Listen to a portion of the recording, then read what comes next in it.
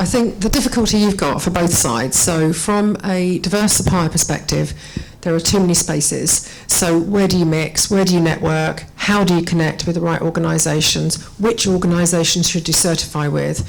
From the corporate perspective, what am I supporting this year? Can I afford to be part of all of these different organisations and fund them, whether it is We Connect, whether it is MSD UK? There are too many organisations for everyone to think about being part of, and they're not collaborating. They're not coming together. And that, for me, is the biggest failing. Because until you get everyone to collaborate, come together in a space where we can find all of these wonderful diverse businesses, I can't see how it's going to dramatically change from where it's been in the last 10 years. And Farida, we know, we both moan, because we want to see the dial change. And we are passionate about seeing the change happen. And it is, it needs to come together. It needs companies to think differently. And some companies are doing such incredible work. It is so fantastic, and we've got some wonderful case studies of companies who have worked with us for a long time, and from the US as well. It's really inspiring. But from a day-to-day basis, anyone who is a diverse business needs to have that opportunity, and those doors need to be opened, and we need to find a better, quicker, easier way to connect the two together.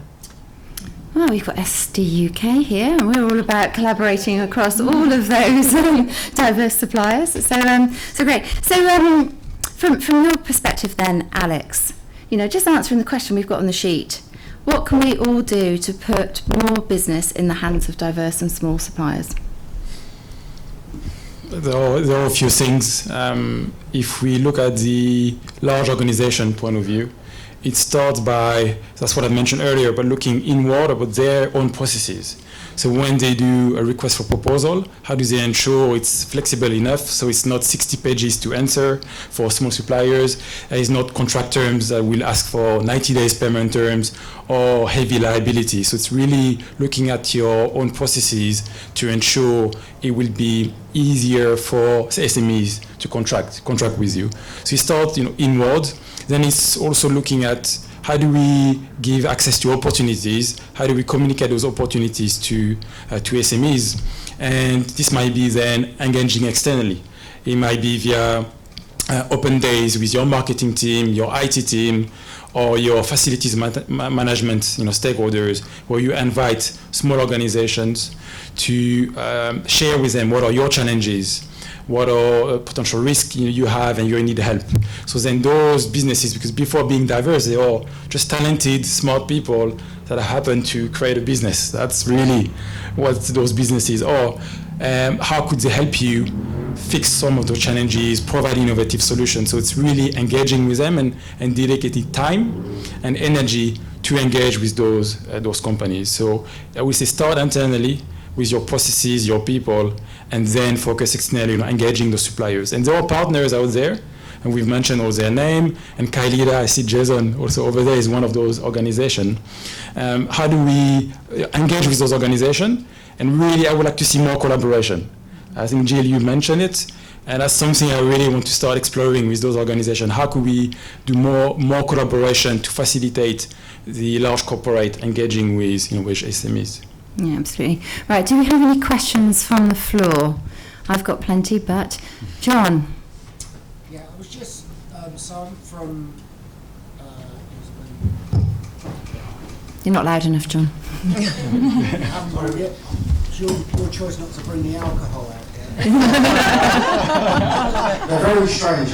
Normally you're the first.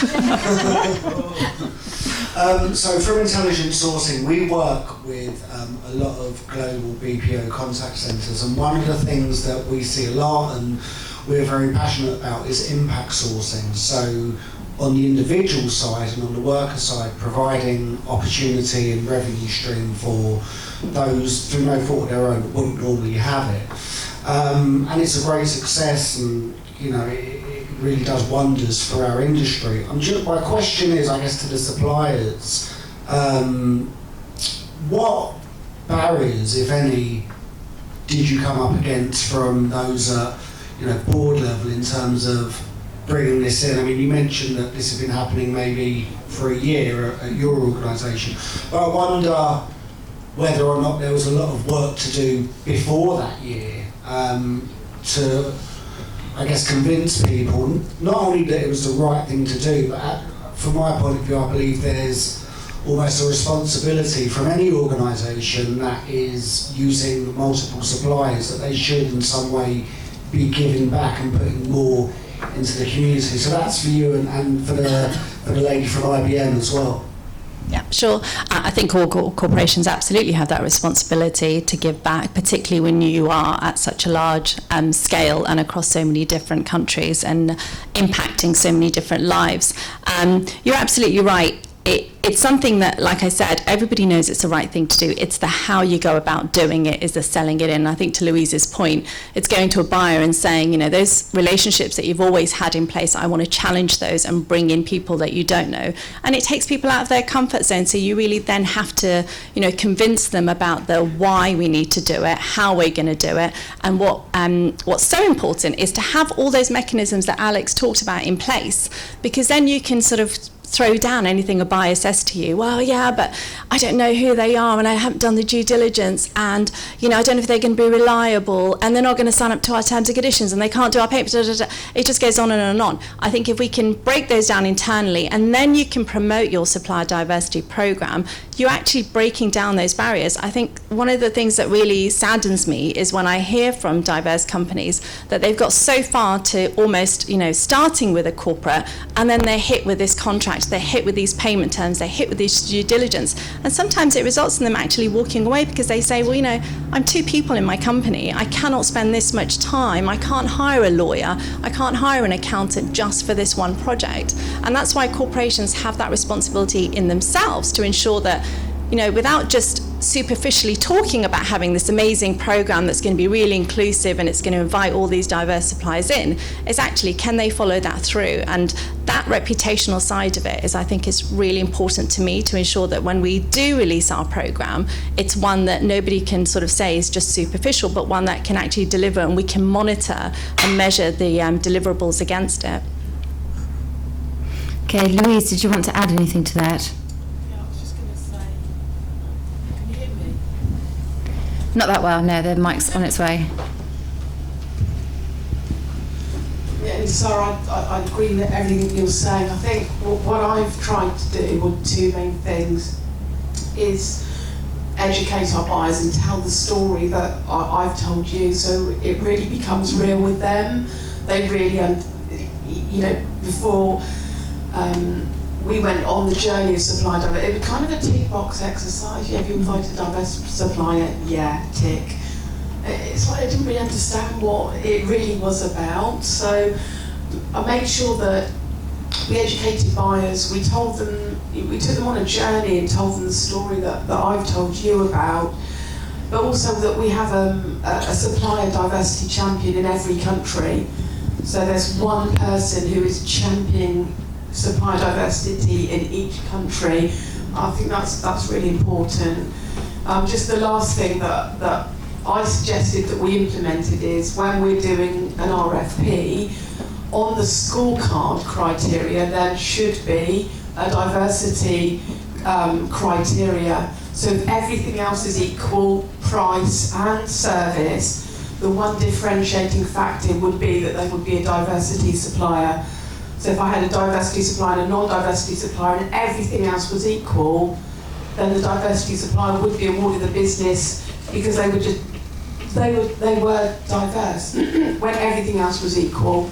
And I think it's really, really important to have a kind of mandates in place that which will drive more spend to diversity suppliers, and that's just an example that I would use. But I do think you need to mandate at the top, so buyers, so also if we have buyers that they're running an RFP, they have to use a diversity, they have to invite a diversity supplier. If they don't, they need to raise an exception to say why they're not using a diversity supplier. So I do think you actually do need to use mechanisms to make buyers actually do, so they do invite diversity suppliers, but also make them realise why we're doing it. it's not just a tick box exercise. Absolutely. I don't think we have enough case studies, do we, that we can publish that actually shows the value working across diverse suppliers brings. Frida, I'm just going to put you on the spot and ask you a question about your role in the Cabinet Office on this subject. What's the latest? Well, the government doesn't move very quickly, that's for sure. But, you know, it's interesting because there are so many components that I'm learning. Like my role was to go in and look at, okay, the government spends billions and billions with SME businesses and they're really proud of that. And actually, having sat in the Cabinet Office, I've realised what a good job they actually really do. But when we want to look at how much of that is with diverse businesses, we don't actually really know. But you know, there was a thing about you know, the government needs to spend. I think Louise, you were saying, so 30% has to be spent with diverse businesses through the tier 1. But for me personally, running that work stream, I don't think it's always a tier 1's problem. I think it's a much wider issue. So it's about, again, going to each of those segments within the government and saying, what are you doing, how are you doing things? And so we're still on a very early journey, but the fact is that the passion and the drive and the desire is there. It's just how do we get there? And I think from my side, being a diverse supplier and having so many scars over the last 20 years, you know, I think progress will be made, and it's a starting point of actually saying we want to change. So yeah, it's work in progress. It's good, but yeah, still lots of work to do, Kerry. Right, absolutely. And from my perspective, also as a diverse supplier, I think it's getting harder, not easier at the moment. And we talk about ESG, we talk about sustainability questionnaires. You know, having to add all of those sort of things into the mix is even harder to be actually onboarded as a supplier. So, final words from each of you. You know, a magic wand. Change something tomorrow, what would it be? No tick boxing. Really meaningful RFPs. Set up the RFP, this is more than one thing, set up the RFP to make sure that an SME can go for it and has the fair chance of winning it. And that's the biggest one, because it's like when you write an advert and you only get certain types of people coming in. You know, you need to get the right people into the RFPs as well. So just make it appealing to all business. Yeah, absolutely. Sarah? I'm going to steal the floor and say two things. The first is, to Gill's point on the collaboration across the various organisations. I think that's absolutely something we do need to do, because, again, it's another barrier, it's another excuse that people can use. And the second thing is, I really think buyers need to appreciate the different suppliers they have within their RFP and give more time and effort into those that they know are going to struggle through a traditional RFP process because they've never been through one or they don't understand it. And I think at the end of it, if you're not awarding to a supplier, it's just really good practice to spend some time with them, give them that feedback and help them with future opportunities as well. Absolutely. So time commitment, but time very well worth spent. Yeah. Alex? A focus on meaningful actions. So actions that will really make a difference. Companies challenging themselves internally on how they will measure progress, how they will report on those progress, having clear KPIs for a supplier diversity program, and being clear on how the program aligns with the overall D&I agenda of the company, or coming back to why does it matter for a company, for individuals. Because not long ago, I was still having some tough conversation with the head of procurement about why we should consider the supplier diversity program. So there's still progress to be made. Then, so back to my point, which is focus meaningful actions.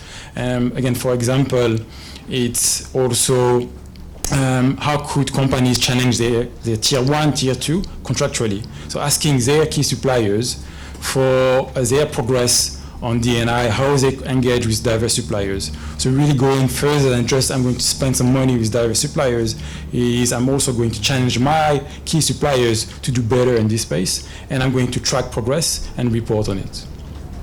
Fantastic. Last word to you, Matt. So I've got 2 points. First point is data. We need a lot more data. I mean, the government tells us the LGBT community is made up of 2.3% in the UK. Last time I checked, that's a lot more. In the US, they estimate it's between 10 to 15. So the data is completely incorrect in the UK. We're starting to get there with small businesses. We want to know how many business owners there are, what they generate, how many employees they have, all this amazing statistics, so we can actually fight for that community. So the data is really, really crucial in what we do going forward. And we're slowly starting to partner with organizations, with the government, to start getting that data becoming a little bit more accurate so that we can validate what our cause is all about. Second thing is love and inclusion. One of the biggest hurdles that the LGBT community has is, honestly, I grew up in New York City, where you're exposed to every religion, you're exposed to every culture, you're exposed to it. If you don't have a gay friend, please make one. I'm right here in the room. If you don't have a trans ally or friend, please go out there and make one. I mean, it's all about exposure, and we start breaking down those hurdles when we're exposed and we start assimilating ourselves to that community and that culture. So I know for a lot of us, it's hard. My parents were Eastern European. Trust me, I know religion and culture are two barriers that I had to grow up with. But once we start learning that it's honestly, we're just people at the end of the day. And once we do that, everyone feels comfortable with one another. Yes. Right, I think that's a big thank you to everybody on the panel. So thank you, Matt, thank you, Alex, thank you, Sarah, thank you, Gill. Lots more work to be done for the SDUK. I feel a supply diversity code of conduct coming on, which I think all of us can work collaboratively on. So thank you very much. And I suggest that we don't take the coffee breaks. I think we had it earlier. We'll move straight into the breakouts. So we have got 3 working groups. Thank you for the signal there. The first is about corporate experience, and that's with Crystal. Crystal, where are you? Yes, where are you gathering? You're right at the very back with, yes, Natasha. Tasha's over there shaking her arms in the air. Wonderful. So the corporate experience. Then we've got the supplier experience, which is being led by Sunita. So, Sunita, where are you setting up shop? Okay, and the last is being led by myself, and that's all about the technology experience, how technology and different data sets can actually help us. Jason, you're helping me, aren't you? Where should we set up shop? Right here, okay. Yeah, okay. So we've got 3, corporate at the back, supplier here, technology in this area here. Perfect.